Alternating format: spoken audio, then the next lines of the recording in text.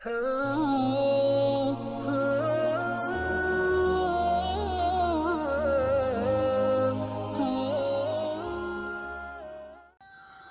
باللہ من الشیطان الرجیم، بسم اللہ الرحمن الرحیم۔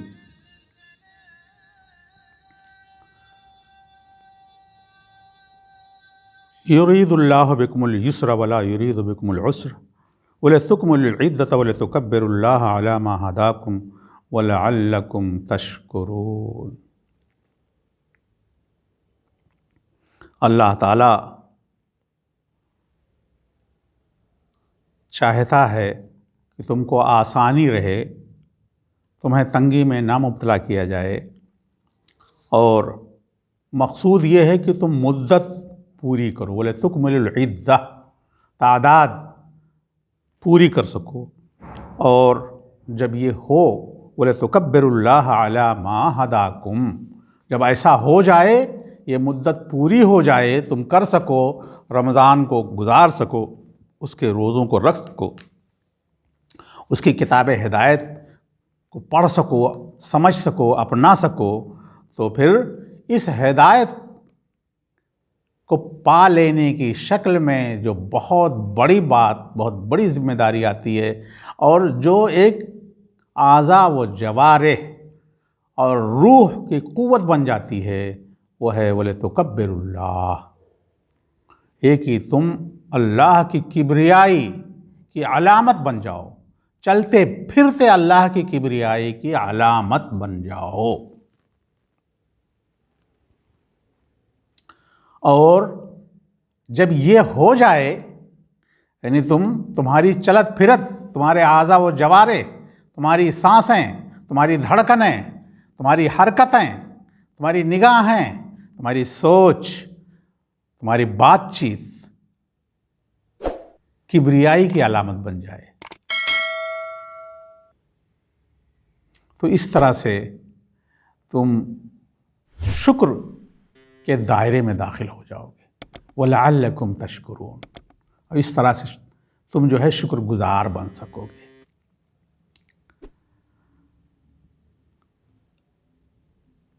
ناظرین، باتیں چل رہی ہیں رمضان کے فوائد کی،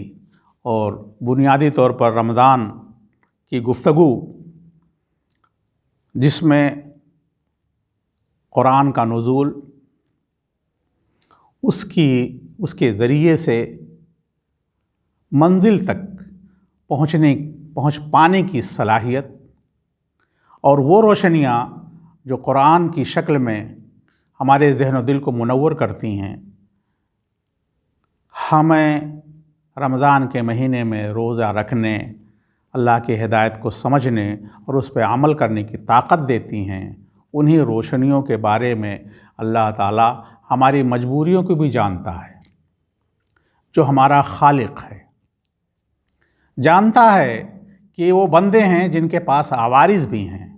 جن کے پاس بیماریاں بھی ہیں، جن کے پاس ضروریات بھی ہیں، جن کی چلت پھرت کی ضرورتیں ایسی ہیں جہاں مشقتیں بھی ہیں، جہاں تکان بھی ہے، جہاں دامادگی بھی ہے، تو ایسے میں ایک ساتھ ایک حکم کو اس طرح سے نافذ کیا جائے کہ اس میں کوئی استثناء نہ ہو، کوئی ایکسیپشن نہ ہو، یہ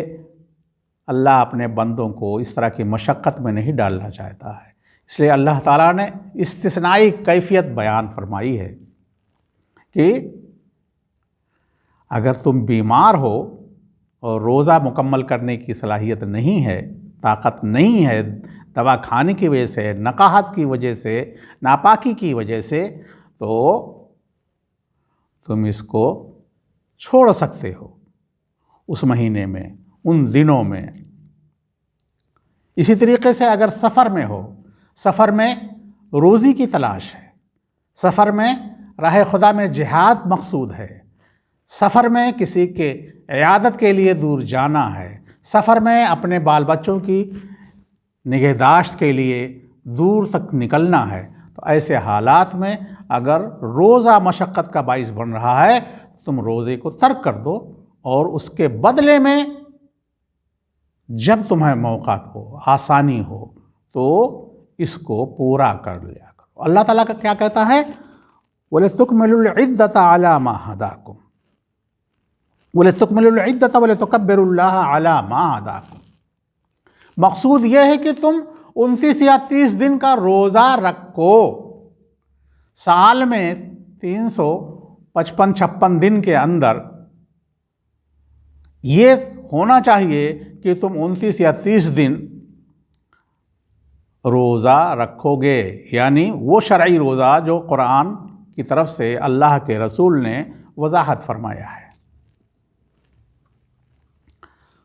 دوسرا مقصد کیا ہے؟ آسانی دینے کے ساتھ ساتھ کہ مدت پوری ہو،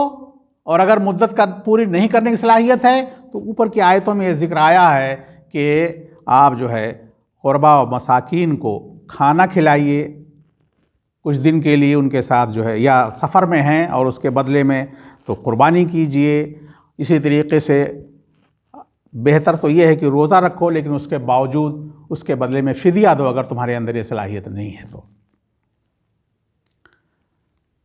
لیکن جو جذبہ، جو نیکی، جو قوت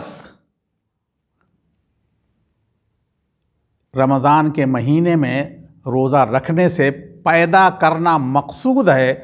وہ مقصود کیا ہے؟ وَلِتُكَبِّرُوا اللَّهَ عَلَى مَا هَدَاكُمْ، کہ تم اللہ کی کبریائی، اللہ کا آوازہ، اللہ کی پکار، ہر گھڑی اس کے کلمے کی بلندی، یہ تمہارے اندر پیدا ہو جائے۔ کتنی جنگیں ابتدائی اسلام کی جو رمضان کے مہینے میں لڑی گئی ہیں،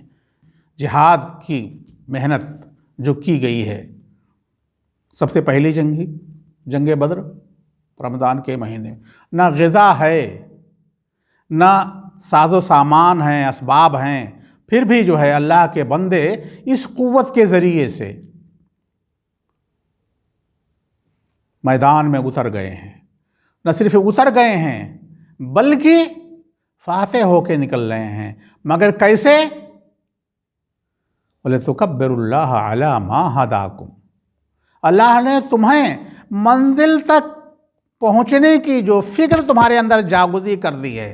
جو قوت تمہارے اندر بھر دی ہے، جو آنکھوں میں تمہارے چمک آ گئی ہے آخرت کے کامیابی کی اور ایک توحید کے کلمے کو غالب کرنے کی، اس کے نتیجے میں تم چین سے کہاں بیٹھو گے؟ تم جہاں ہوگے تم ایک تکبیر بن کے گونجو گے، ہر جگہ ایک صدا آئے گی،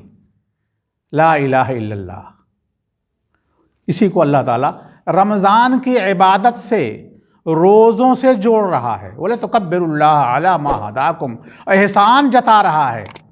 روزوں کا مقصد کیا ہے؟ تمہارے اندر یہ قوت، یہ کارفرمائی آ جائے کہ تم جہاں بھی ہو ایک گونج بن جاؤ، ایک آوازہ بن جاؤ، ایک للکار بن جاؤ۔ اور مقصود بھی یہی ہے، توحید کا غلبہ، اللہ کے کلمے کو غالب کرنا۔ تکبیر اور کیا ہے؟ تکبیر کا مطلب یہی ہے، 5 وقت کی اذانیں ہماری اس بات کا اعلان کرتی ہیں کہ اللہ کا کلمہ غالب ہے، ہر جگہ اس کی گونج ہے، ہر طرف، کانوں میں نہیں دلوں میں، دھڑکنوں میں سمایا ہوا ہے۔ وَلِتُكَبِّرُوا اللَّهَ عَلَى مَا هَدَاكُمْ، یہ بہت بڑی بات ہے روزوں کے سلسلے میں، جس پر ہمیں غور بھی کرنا ہے اور مسلمانوں کو اس سلسلے میں فکر مند بھی رہنا ہے کہ ہم تکبیر، وہ تکبیر ہم علامتی طور پر رمضان پورا ہونے کے بعد یوم الفطر میں اپنے گھروں سے نکلتے ہوئے اور مسجد سے واپس آتے ہوئے تکبیر کہتے ہیں، اللہ اکبر اللہ اکبر لا الہ الا اللہ، اللہ اکبر اللہ اکبر وللہ الحمد، یہ تو کہتے ہی ہیں، مگر یہ ہماری زندگیوں میں رچ بس جائے، کیونکہ اس کے بعد جس چیز سے جوڑا گیا ہے اس تکبیر کو وہ ہے علی ما ہداکم، اس بات پر کہ تمہیں منزل کا شعور حاصل ہو گیا ہے۔ دیکھیے میں ترجمہ بار بار آپ کے سامنے وہ نہیں کر رہا ہوں جو ہمارا مروجہ ترجمہ ہے، ہدایت، کیونکہ یہ لفظ پھر گنجلک ہو جاتا ہے ہمارے ذہنوں میں۔ میں ہدایت کا ترجمہ آپ کے سامنے کیا کر رہا ہوں کہ ہمیں منزل کا شعور رہے، اس کامیابی کا پتہ رہے جو آخرت میں ہمیں اس عمل سے ملنے والی ہے۔ حدیث میں ہے باقاعدہ روزے کے نام سے جنت کے 7 دروازوں میں سے ایک دروازے کا نام ہے باب الریان، تراوٹ کا مہینہ، وہ مہینہ جس وقت جو ہے روح میں غذائیت ہوگی، نمی ہوگی، تراوٹ ہوگی، اور اس دنیا میں انسان بھوکا پیاسا رہتا ہے اللہ کی خوشی کے لیے، اللہ کی رضا کے لیے، اللہ کے فرض کی ہوئی عبادت کو اس پر عمل کرنے کے لیے مقصود کیا ہے؟ منزل کا شعور، علی ما ہداکم۔ یہ شعور اتنی بڑی نعمت ہے کہ اس کے بدلے میں اس کا جواب صرف ایک ہے۔ وہ جواب کیا ہے کہ ہم اس شعور کو غالب کر کے دکھائیں، صرف یہ احساس نہ رہ جائے کہ میں اکیلا ہی جو ہے اس کو نگل کے بیٹھا ہوا ہوں۔ بولے تو کبر اللہ علی ما ہداکم، اور اس طرح سے تمہیں جس چیز کا انعام ملنے والا ہے وہ ہے وَلَعَلَّكُمْ تَشْكُرُونَ، اس طرح سے تم شکر گزار بن پاؤ گے۔ اللہ نے اتنی بڑی جو نعمت دی ہے قرآن کی شکل میں، اتنی بڑی جو نعمت دی ہے منزل کے شعور کی شکل میں، احساس کی شکل میں کہ ہم ہی غالب ہوں گے، ہم ہی کامیاب ہوں گے، ہم ہی منزل تک پہنچیں گے۔ اس کا پہلا تقاضا اور آخری تقاضا جو یہ ہے کہ ہم شکر سے بھر جائیں۔ شرک اور کفر کا مطلب ہوتا ہے کہ انسان اللہ کے احسانات سے غافل ہو کر کے نافرمان ہو جاتا ہے، یعنی اللہ کے نعمتوں کو چھپاتا ہے یا دوسروں کو شریک کرتا ہے۔ ایمان کا بنیادی تقاضا کیا ہے؟ یا یوں سمجھے کہ ایمان آتا ہی اس ناطے ہے کہ ہمیں یہ احساس ہوتا ہے کہ اللہ تعالیٰ نے یہ نعمت دی ہے، یہ نعمت دی ہے، یہ احسان کیا ہے، یہ کرم فرمایا ہے، یہ صحت دی ہے، یہ روزی دی ہے، یہ ہدایت دی ہے۔ اس کے نتیجے میں انسان پکار اٹھتا ہے لا الہ الا اللہ، اور یہی شکر ہے۔ اسی لیے شکر کو ایمان بھی کہا گیا ہے۔ اللہ تعالیٰ نے خود اپنے آپ کو کہا ان اللہ شاکر علیم۔ اللہ تعالیٰ خوب باخبر ہے اس بات سے کہ کون میری نعمتوں کا شکر گزار ہے۔ اگر کوئی ایسا ہے تو اللہ تعالیٰ کہتا ہے میں آپ کا شکر گزار ہوں کہ تمہارے ذہن میں کم سے کم اتنی بڑی نعمتوں کا اتنا احساس و شعور تو جاگزی ہے کہ تم جو ہے اس کو مانتے ہو، اور اس کے بدلے میں تمہارا جو تمہارا بدلہ ہوگا جنت کی شکل میں، کامیابی کی شکل میں، ہدایت کی شکل میں، یعنی منزل تک پہنچنے کی شکل میں، وہ تم کو ضرور ملے گا۔ اسی لیے اللہ تعالیٰ کہتے ہیں وَلَعَلَّكُمْ تَشْكُرُونَ وَآخِرُ دَعْوَانَا الْحَمْدُ لِلَّهِ رَبِّ الْعَالَمِينَ۔